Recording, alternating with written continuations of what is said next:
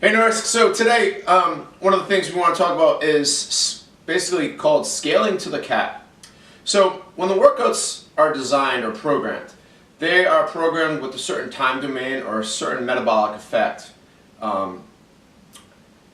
built into the design of the workout. So we have our strength pieces and our skill pieces, and then we have our workouts. And the workouts sometimes we have an AMRAP, sometimes we have a time-specific task, getting as much work done in 3 minutes with rest, so basic interval work. And sometimes we have a workout where we have so many rounds for time or accomplish so much work in a given amount of time for as quickly as possible.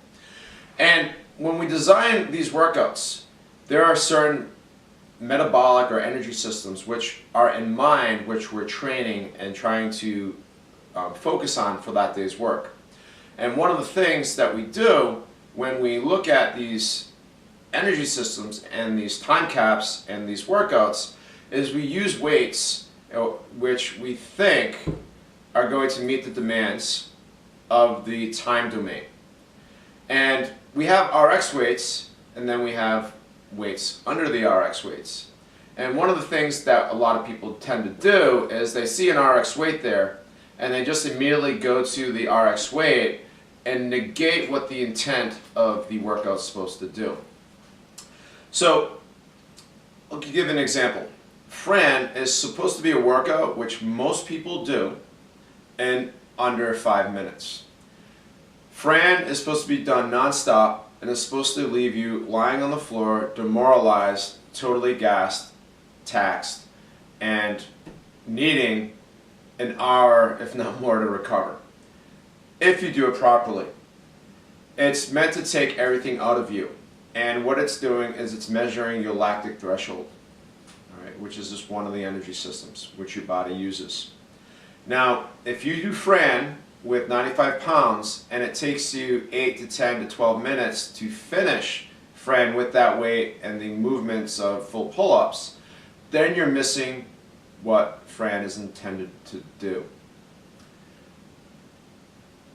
You may have the ability to do the RX weight or the RX movements, but to do them efficiently and non-stop enough might not be there. So by doing the movements, by doing the workout RX, you're actually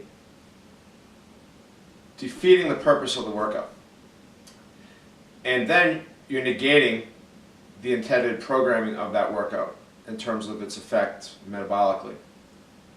So let's say it takes you 8 minutes to do Fran RX, but if you dropped down the weight to 75 pounds and you went to jumping pull-ups, you know for sure that you'd be able to blow through it, you'd be crushed, but you'd be able to do the workout in 6 minutes. You'd get more out of doing the workout in 6 minutes with the scaled weight and the scaled movement than you would, because you'd be able to move continuously, than you would doing an RX and moving slowly through the workout. Another example is Jack. All right, Jack's a 20-minute AMRAP. It's designed to measure aerobic endurance. How can you continuously work for 20 minutes given specified movements and weights? Can you move non-stop throughout the workout?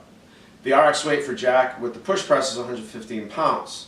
And there's many who, after the 3rd or 4th round, start breaking up that 115-pound push press for 10 reps into sets of 5 or even less.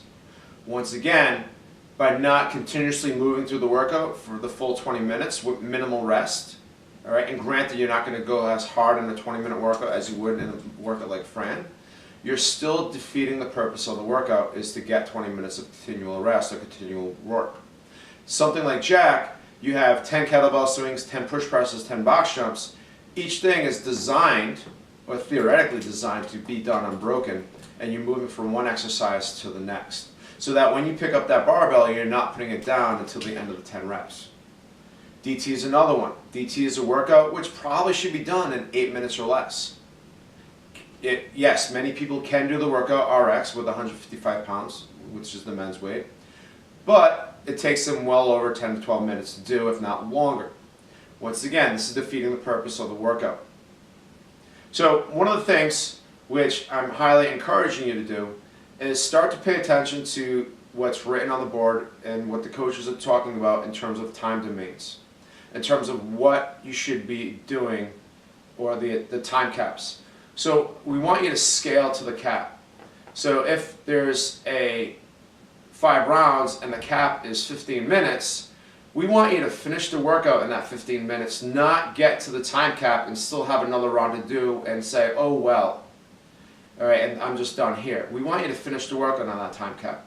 So what we want you to do is start looking at scaling as an option, all right? Focusing on movement quality, making sure you're being as efficient and as technically sound in every movement. And if you can't do this with an RX weight, just because you can move the weight RX, don't. Scale back. The short-term benefits of scaling back and doing workouts to the time cap and to the movements with proper technique, long-term is going to progress you faster and get you to the point where you want to be as a proficient RX athlete quicker than if you continuously just do the workouts RX and slug your way through them. Thanks for listening. Hope this makes sense. If you have any questions, make sure you see me, ask me or somebody else in the gym. You can always feel free to shoot me an email, and have a good day.